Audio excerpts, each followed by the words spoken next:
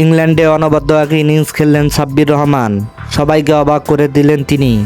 হ্যাঁ দর্শক, বিস্তারিত জানতে অবশ্যই ভিডিওটি শেষ পর্যন্ত সবাইকে দেখার অনুরোধ রইল।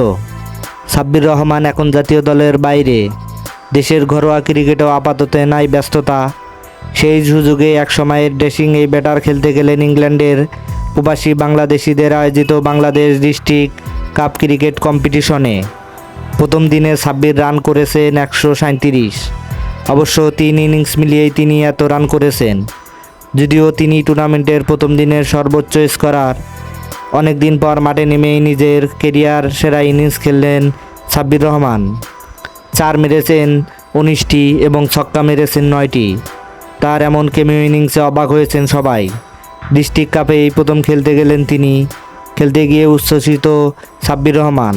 তিনি বললেন, এর আগে আমি এই লিগে খেলতে চেয়েছি, কিন্তু এবার সুযোগ হয়েছে তাই আমি খেললাম, খুবই ভালো লাগছে। হ্যাঁ দর্শক, সাব্বির রহমানের এমন ব্যাটিংয়ে ফিরে আসাকে আপনি কী চোখে দেখছেন? তাহলে অবশ্যই আপনার মূল্যবান মতামত কমেন্ট বক্সে জানাবেন। ধন্যবাদ।